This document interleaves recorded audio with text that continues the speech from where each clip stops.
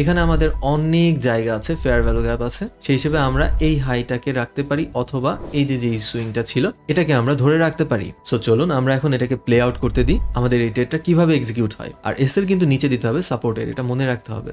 So এইখানটায় দেখুন, যখনই আপনাদের মার্কেটে স্ক্যাল্পিং এর এখানে প্রফিট চলে আসছে, যেহেতু আপনি ইন্ট্রাডে করছেন, এনি টাইম বিগ টাইম ফ্রেমে একটা সুইং আসতে পারে। সো আপনার উচিত হবে আপনার এসএলটাকে ব্রেক ইভেনে করে রাখা।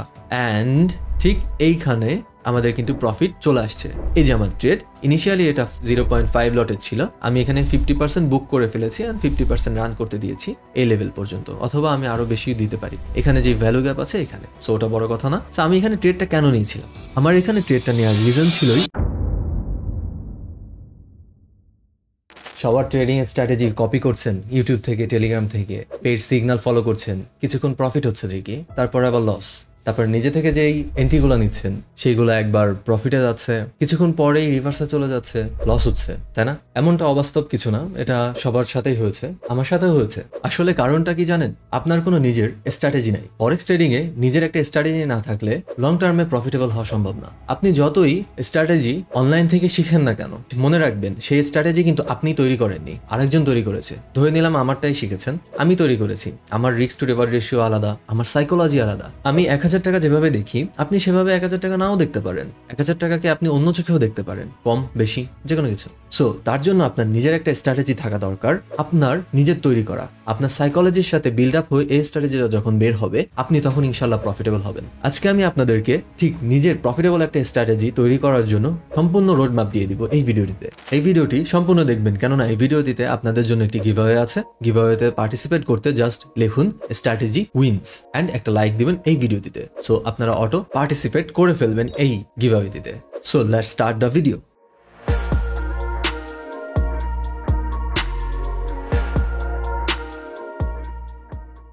আপনাদের ছোট একটা স্টোরি বলি আমার ব্যাপারে। 2020-21 সালে যখন আমি ট্রেডিংটার ভিতরে একটু বেশি মনোযোগ দিলাম, তখন আমি এর কাছ থেকে একটু স্ট্র্যাটেজি নিতাম, এখান থেকে একটু নিতাম, ইউটিউব থেকে, বই থেকে, পিডিএফ থেকে, কোর্স থেকে, এনিথিং আমি যেখান থেকে পারতাম আমি স্ট্র্যাটেজি নিয়ে ট্রেড করতাম।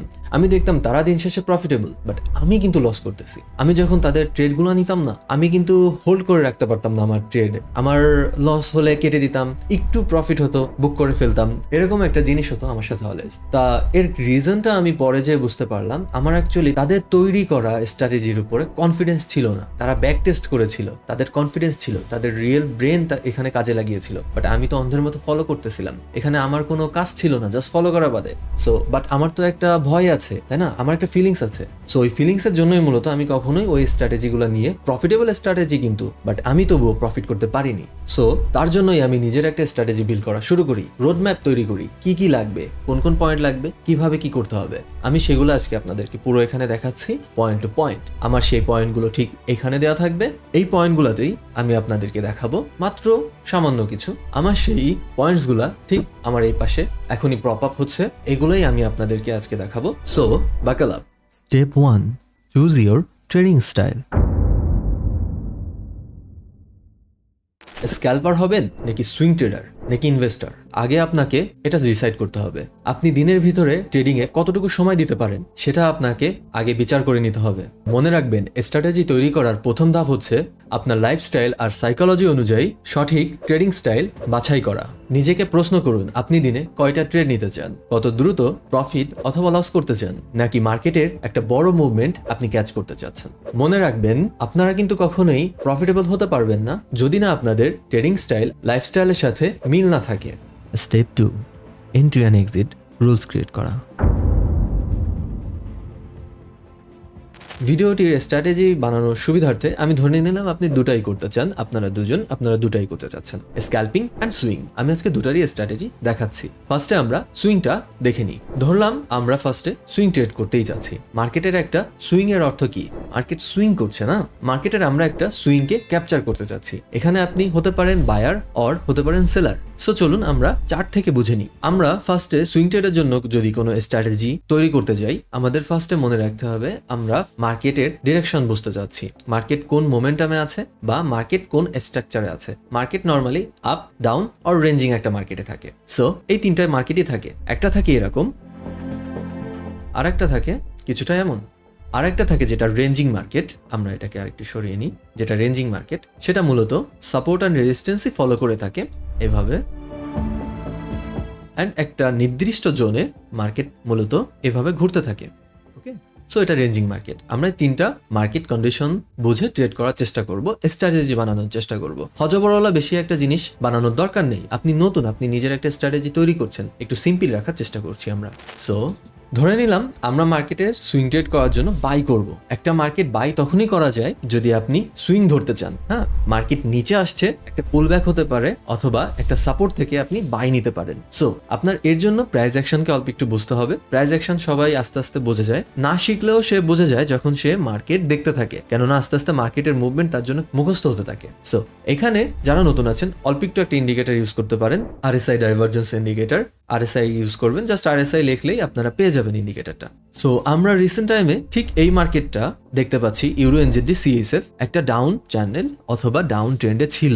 এখন ডাউন ট্রেন্ডের পর নর্মালি একটা রেঞ্জিং মার্কেট আসতে পারে। রেঞ্জিং মার্কেট কি হয় আমরা দেখেছি, অথবা সে কি করতে পারে, আপ ট্রেন্ড মার্কেট ধরতে পারে। যেরকম ডাউন ট্রেন্ড মার্কেট ঠিক তেমন এরকম আপ ট্রেন্ড মার্কেটে আসতে পারে। আমাদের সুইং ট্রেডার হিসেবে কাজ হবে এই আপ ট্রেন্ড মার্কেটটাকেই ক্যাচ করা। নর্মালি মার্কেট যে কোনো মার্কেটই যদি ডাউন চলে, একটা অ্যাভারেজলি একটা চ্যানেলের ভিতরে চলতে থাকে। চ্যানেলটা পারফেক্ট না অবশ্যই, কেননা আমি এখানে পারফেক্টলি কোনো কিছু করতেও চাচ্ছি না, আমি আপনাদেরকে দেখাতে চাচ্ছি, ট্রেড সেটআপ নিতে চাচ্ছি না কিন্তু। সো মার্কেট যখন একটা চ্যানেলে চলে আসে, আপনাদের খেয়াল করতে হবে চ্যানেলটি সে উপর থেকে ব্রেক করছে কিনা। এটা হচ্ছে কি সিকিউর একটা ট্রেড। অথবা যারা একটু রিস্কি নিতে পারেন, অথবা যারা এই ট্রেডের স্ট্র্যাটেজি ওয়াইজ আপনাদের নিজের স্ট্র্যাটেজি ওয়াইজ কমফর্ট ফিল করবেন, তখন অনেক সময় মার্কেটের এই রেঞ্জে মানে নিচের যেই সাপোর্টটা, ডাইনামিক সাপোর্টটা, এখান থেকে ট্রেড নেওয়া পসিবল হয়।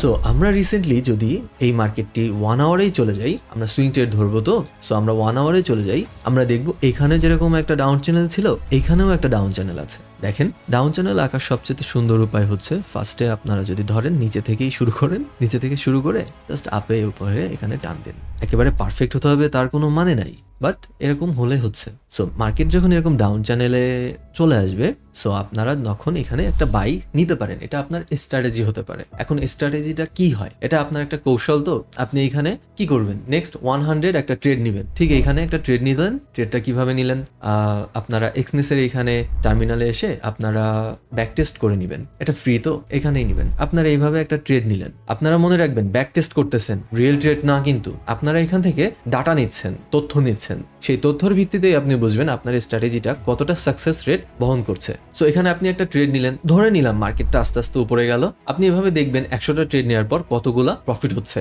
অ্যান্ড সেই কোন পেয়ারটা এইটাই বেশি প্রফিট দিচ্ছে, তাহলে ওই পেয়ারটাই জাস্ট এই ট্রেডটাই করে যাবেন। কেমন বুঝতে পারলেন? এখন দেখুন, এখানে কিন্তু আমার একটা ট্রেড ছিল, এখানে আমার সিমিলার একটা ট্রেড ছিল। আমি এটা দেখাচ্ছি, আমার ট্রেডটা ঠিক এখানেই ছিল।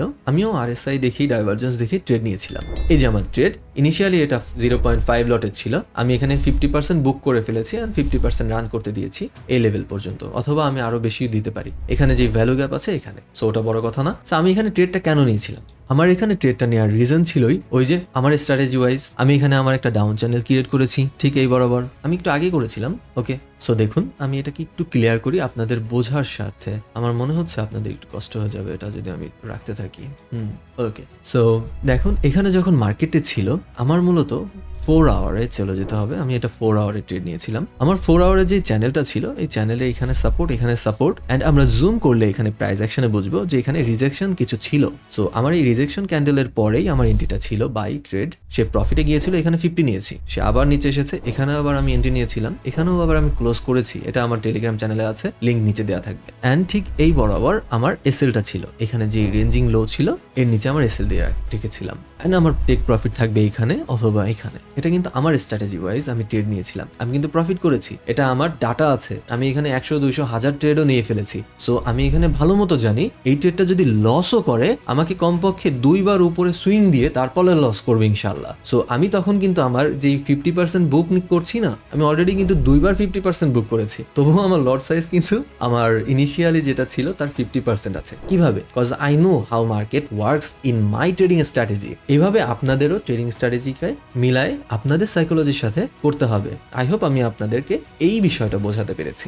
ভিডিওটির পরবর্তী অংশে যাওয়ার আগে আমি আপনাদের বলতে চাই, আপনারা যদি ট্রেডিং অ্যানালাইসিস এবং চার্ট অ্যানালাইসিস নিয়ে বিস্তারিত জানতে চান ও দেখতে চান, আমি কখন কি ট্রেড নিচ্ছি সেটা জানতে চান অথবা দেখতে চাচ্ছেন বা শিখতে চাচ্ছেন, এর জন্য আমার ফ্রি একটি টেলিগ্রাম চ্যানেল আছে। আপনারা চাইলে ওটা আমার ডিসক্রিপশনে দেওয়া প্রথম লিঙ্ক থেকে আমার টেলিগ্রাম চ্যানেলে জয়েন হতে পারেন। এটা সম্পূর্ণ ফ্রি, আমি কোনো পেইড কোর্স করাই না অথবা কোনো সিগন্যাল দিই না। এখানে শুধু ইনফরমেশন পাবেন অ্যান্ড কিছু এডুকেশনাল কন্টেন্ট আপনাদের জন্য ওখানে অপেক্ষা করছে। অ্যান্ড ওখানে একটি চ্যাট গ্রুপ আছে যেখানে আপনারা সবাই অন্যান্য ট্রেডারদের সাথে কথা বলতে পারবেন এবং আপনাদের ট্রেডিংকে আরো সুন্দর করতে পারবেন। সো দেরি না করে এখনই আমার টেলিগ্রাম চ্যানেলটিতে জয়েন হয়ে যান। সো চলুন আমরা ভিডিওটি আবার শুরু করি। সো চলুন আমরা এখন আমাদের থার্ড স্টেপে চলে যাই, সেটা হচ্ছে স্ক্যাল্পিং কিভাবে করে সেটা দেখব।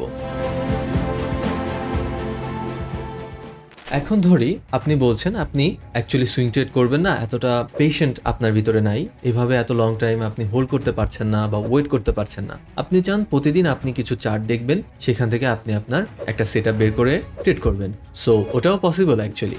সো চলুন আমরা এখন এটা দেখি। ফার্স্ট অফ অল আমাদের এখানে চলে আসতে হবে 1 আওয়ার টাইম ফ্রেমে। যতই আপনি স্ক্যাল্পিং করুন, ইন্টারডে ট্রেডিং করুন, আপনার 1 আওয়ার 4 আওয়ার দেখাটা বেস্ট হবে। সো আমরা আগে 1 আওয়ারটা দেখব। 1 আওয়ার টাইম ফ্রেমে আমরা মূলত ফার্স্টেই সাপোর্ট অ্যান্ড রেজিস্ট্যান্স এই দুটা জিনিস এঁকে ফেলবো। লাইক এটা আমাদের একটি রেজিস্ট্যান্স অ্যান্ড এখানে আমাদের একটি সাপোর্ট। ভেরি গুড, সাপোর্টটা একটু বড় এরকম করে, যেহেতু এখানে একটা ভ্যালু গ্যাপ আছে বা ফেয়ার ভ্যালু গ্যাপ আছে যেটাই বলুন। সো তার জন্য আমাদের এখন ওয়েট করতে হবে যখন আমাদের এই ফেয়ার ভ্যালু গ্যাপের এই কাছাকাছি আমাদের মার্কেটটা আসবে। এখন আমাদের 1 আওয়ার টাইম ফ্রেমে খেয়াল করবেন আমাদের স্ট্র্যাটেজি আমরা বিল্ড করছি, আমরা বাই করতে চাচ্ছি সাপোর্ট থেকে। সাপোর্ট থেকে তো কেউ সেল করবে না, তাই না? সো আমরা বাই যখন করব সাপোর্ট থেকে, আমাদের কিন্তু আরএসআই কি একটু হলেও দেখতে হবে যে এর মোমেন্টামটা অ্যাকচুয়ালি কি কোথায় যাচ্ছে। এখানে কিন্তু ওভারসোল্ড ওভারবট সেটা আসছে না, এখানে আপনার ডাইভারজেন্সটা দেখতে হবে। লাইক প্রাইস নিচে যাচ্ছে ঠিকই, বাট আরএসআই আস্তে আস্তে উপরে যাচ্ছে। হ্যাঁ, সো আপনাকে ফার্স্টেই খুঁজতে হবে আপনার সাপোর্টটা। এটা আমাদের সাপোর্ট। আমাদের এই সাপোর্টে মার্কেটটা এসে ডাইভারজেন্স 5 মিনিটে দিচ্ছে কিনা এটা লক্ষ্য রাখার জন্য আমাদের অবশ্যই চেষ্টা করতে হবে। সো চলুন আমাদের স্ট্র্যাটেজি ওয়াইজ আমরা দেখে ফেলি মার্কেটটা আমাদের এই সাপোর্টে আসে কিনা। ওকে, আমরা ক্লিয়ারলি দেখতে পাচ্ছি মার্কেটটা এই সাপোর্টে এসেছিল অ্যাকচুয়ালি। আমরা আমাদের 5 মিনিটের চার্টে যদি আমরা দেখি, আমরা দেখতে পাচ্ছি মার্কেটটা কিন্তু আমাদের সাপোর্টে চলে আসছে। আমাদের এখানে কিন্তু একটা মুভিং অ্যাভারেজ ইউজ করতে হবে। আপনারা যে কোনো মুভিং অ্যাভারেজ ইউজ করতে পারেন। আমি এখানে স্মুথ মুভিং অ্যাভারেজ 75 হচ্ছে এর স্ট্রেংথ দিয়ে ইউজ করেছি। এই যে 75 সোর্স হচ্ছে ক্লোজ, আর এটা মূলত স্মুথ মুভিং অ্যাভারেজ। আপনারা যে কোনো মুভিং অ্যাভারেজ দিতে পারেন, আর আপনাদের সোর্সও আপনারা যে কোনো রকমই রাখতে পারেন। কেননা আপনারা যেটাই রাখুন না কেন, আপনারা তো ব্যাক টেস্ট করতেছেন, তাই না? সো ব্যাক টেস্ট যখন করবেন, ওটা ডাটা আপনি অটোমেটিক পেয়ে যাবেন এবং ওই মুভিং অ্যাভারেজ দিয়ে ওই স্ট্র্যাটেজি কিভাবে বিল্ড করতে হয় সেটা আপনি অটোমেটিকলি শিখে যাবেন। সো চলুন কিছু কিছু জিনিস আমরা আলাদা রাখতে পারি, কিন্তু কিছু কিছু আমাদের ফান্ডামেন্টালস টেকনিক্যালস সেম রাখতে হবে। লাইক সাপোর্টে বাই করতে হবে। সো আমাদের সাপোর্টে কিন্তু অলরেডি চলে আসছে। আমরা 5 মিনিটে কিন্তু দেখতে পাচ্ছি মার্কেট এখানে একবার ওভারসোল্ড হয়েছিল, আবার এখানেও আসছে। ওভারসোল্ড হলেই কিন্তু বাই করতে হয় না, আমি আগেও বলেছি। আমাদের 1 আওয়ারে কিন্তু এখানে সাপোর্ট চলে আসছে। এখন মার্কেটটা আমাদের 5 মিনিটে কি মোমেন্টাম যে নিচে আসছে, দেখেন মোমেন্টাম নিচে আসছে না, সেই নিচে আসা মোমেন্টামটাকে ও কি লুজ করে দিয়ে কিনা। যদি লুজ করে দেন কি হতে পারে, নিচে যাওয়ার যদি শক্তিও হারিয়ে ফেলে কোথায় যাবে, আশা করি বুঝতে পেরেছেন। সো চলুন আমরা দেখি মার্কেটটা এখন স্লোলি কি করে থাকে।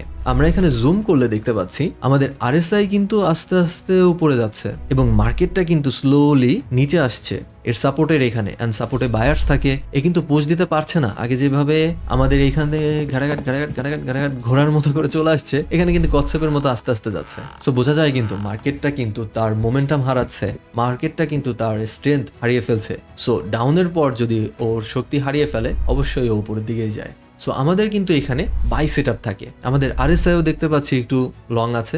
আমরা স্ক্যাল্প যেহেতু করবো, সো আমাদের উচিত হবে মার্কেটটার ঠিক এইখানটায় বাই নিয়ে নেওয়া। একটু নিচে আসলেই বাই নিয়ে নিব, বিকজ এখানেও কিন্তু ছোট একটা চ্যানেল। মনে রাখবেন আমি আগেও বলেছি কিছু কিছু জিনিস চেঞ্জ হয় না, সেটা হচ্ছে মার্কেট স্ট্রাকচার। আপনি 1 মিনিটে যে স্ট্রাকচার দেখবেন ওটার একটা ধরন আছে, 1 আওয়ারের একটা ধরন আছে, 1 ডের একটা ধরন আছে, প্রত্যেকটার একটা ধরন আছে। আমরা ক্লিয়ারলি দেখতে পেলাম মার্কেটটা আমাদের এখানে কিন্তু আমাদের এই এন্ট্রিটা ফিল আপ করে দিল। আমাদের এখানে 1:2 আমরা রাখতে পারি। এখানে আমাদের অনেক জায়গা আছে, ফেয়ার ভ্যালু গ্যাপ আছে, সেই হিসেবে আমরা এই হাইটাকে রাখতে পারি অথবা এই যে সুইংটা ছিল এটাকে আমরা ধরে রাখতে পারি। সো চলুন আমরা এখন এটাকে প্লে আউট করতে দিই, আমাদের এই ট্রেডটা কিভাবে এক্সিকিউট হয়। আর এসএল কিন্তু নিচে দিতে হবে সাপোর্টের, এটা মনে রাখতে হবে।